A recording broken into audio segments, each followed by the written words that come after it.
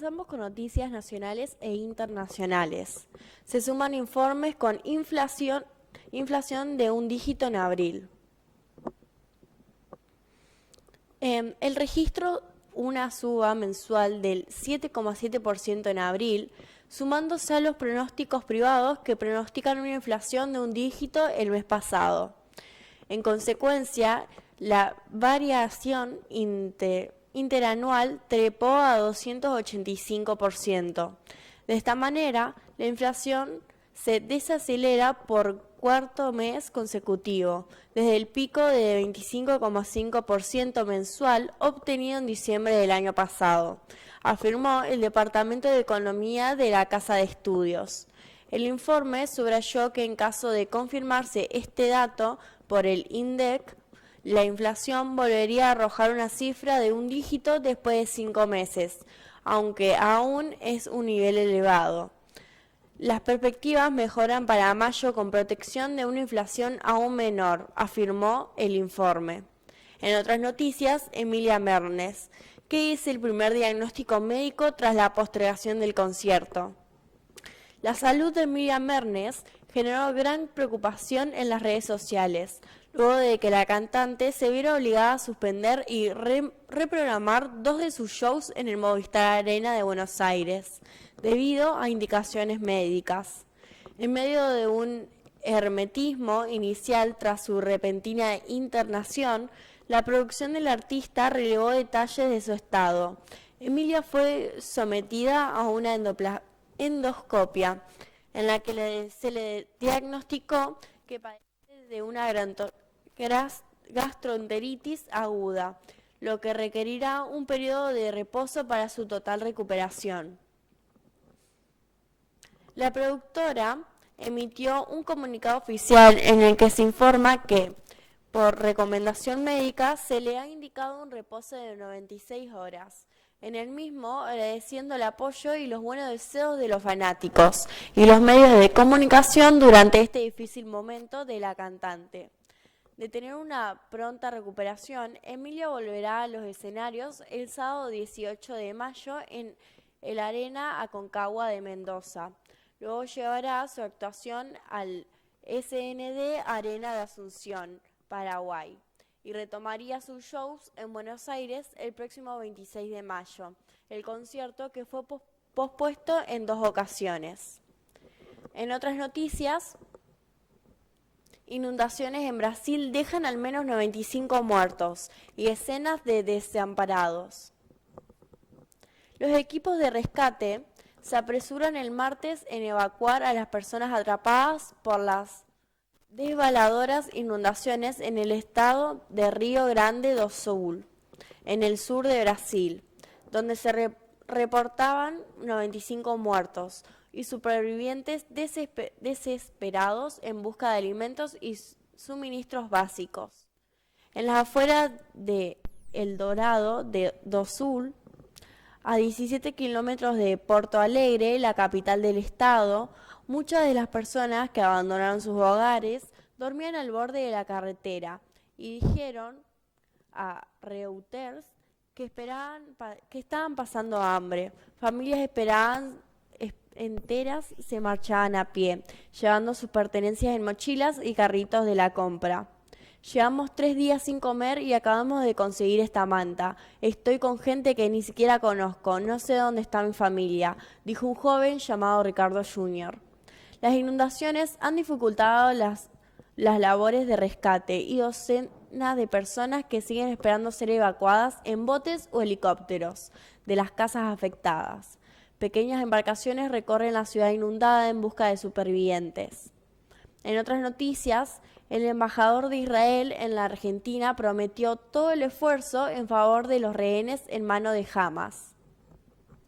El embajador de Israel en la Argentina aseguró este miércoles que su equipo va a seguir haciendo todo para liberarlos y que vuelvan a sus casas, en referencia a los rehenes que tomó el grupo de Hamas en su incursión del 7 de octubre de 2023 al territorio de su país.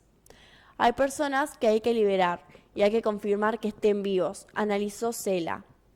Un día después de conocido el crimen de Lior Rudaev, un ciudadano argentino que había sido secuestrado en aquel ataque. Consultado acerca de los planes de alto al fuego que elaboran Egipto y Qatar para el conflicto en Medio Oriente, el diplomático añadió: para llegar a la paz tenemos que asegurarnos que quienes gobiernen en el mundo árabe sean los moderados y también quieran la paz, no como Hamas. Explicó que la Embajada de Israel en la Argentina se enteró del caso después de tantos meses porque esta clase de comunicaciones constituye un proceso largo y dificultoso. En otras noticias, tragedia en una escuela de Batán. Una nena de 12 años se descompensó y murió.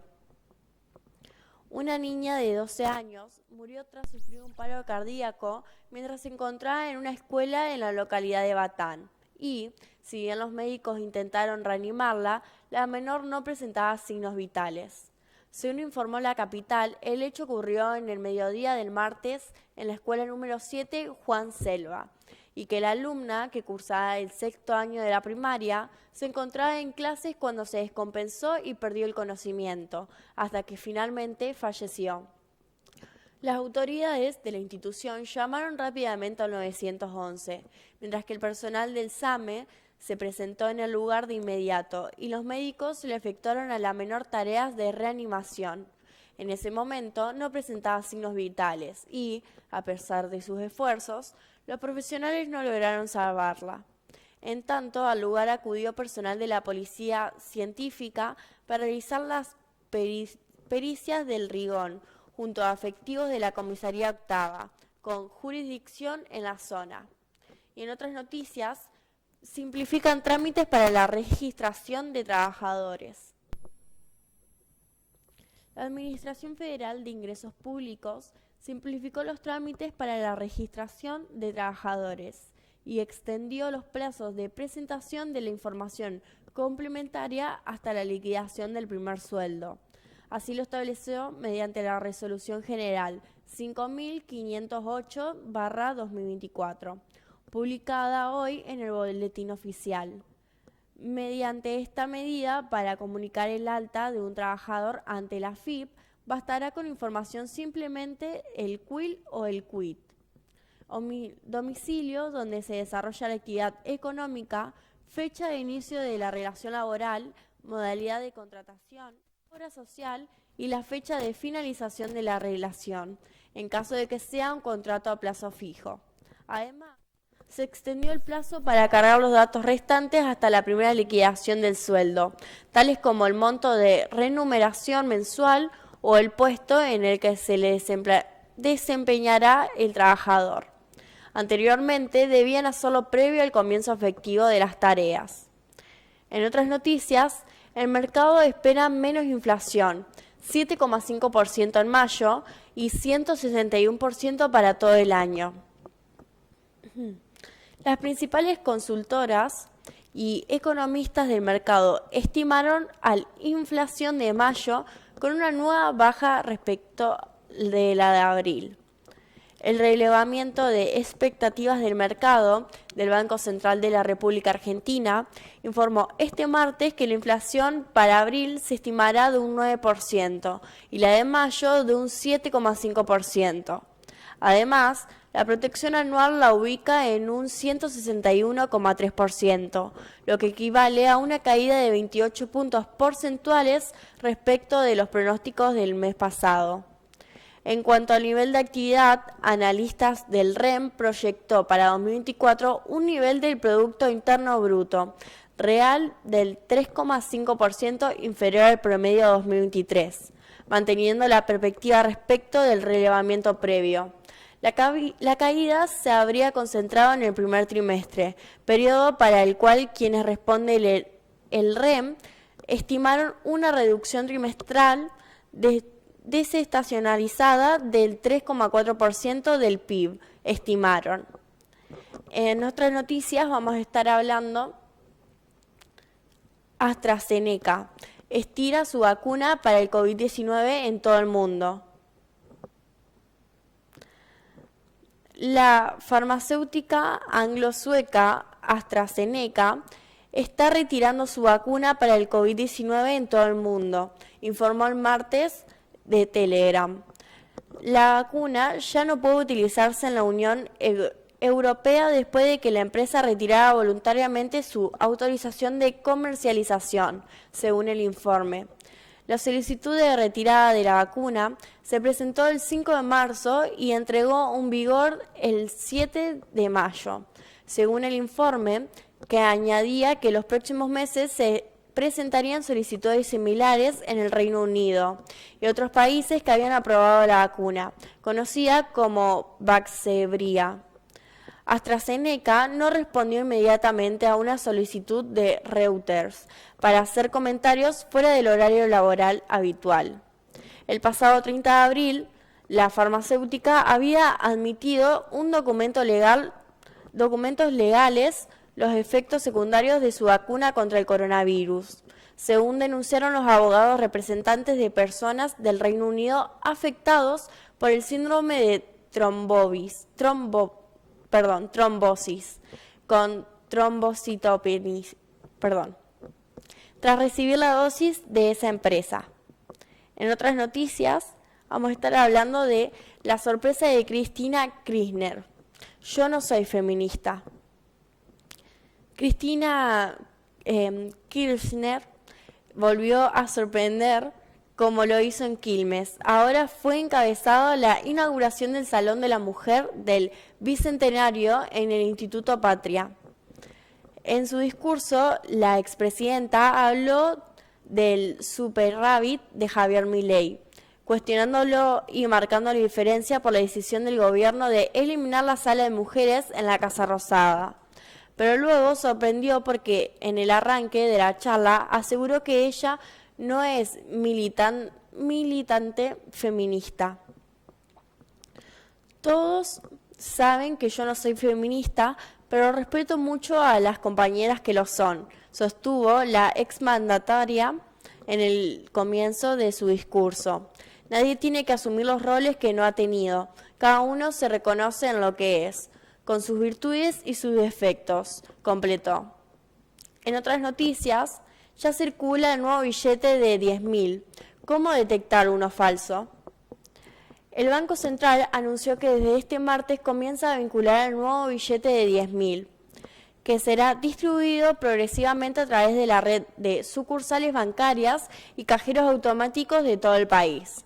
El billete tiene las imágenes de Manuel Belgrano y de María Remedios del Valle, heroína de la Guerra de la Independencia, en el arverso, y la recreación artística de la escena de la Jura de la Bandera realizada el 27 de febrero de 1812, en el reverso. La imagen de Belgrano es de un retrato atribuido al artista francés Francois Casimir Carbonnier, mientras que la representación de la heroína permanece a la obra de la capitana, realizada por la artista argentina Gisela Panzer, informó la autoridad monetaria. Y como últimas noticias, fuerte crecimiento de las importaciones de la yerba mate desde Brasil y Paraguay. Tras la apertura de las importaciones, que facilitó un rápido acceso a las divisas y eliminó la retención de ganancias, las compras de yerba mate a Brasil y especialmente a Paraguay experimentaron un notable aumento en los primeros 3 meses del año. Según datos del INDEC, las importaciones de yerba alcanzaron los 3,83 millones de kilos, lo que representa casi un 30% más que los 3 millones de kilos importados en el mismo periodo del año 2020. Es importante recordar que el año 2020 fue récord en importaciones, llegando a un total de 30 millones de kilos, equivalente al 10% de la producción nacional de yerba mate. Este fenómeno se debió, en parte, a la brecha cambiaria que se vivía en ese momento. Otro dato relevante es que las importaciones están aumentando mes a mes, ya que se vuelven más económicas con un tipo de cambio relativamente estable. Y estas fueron las noticias de hoy, día miércoles 8 de mayo, y los esperamos mañana a partir de las 9 con nuevas novedades. Nos vemos. Salón Bruno, personalizando tu imagen.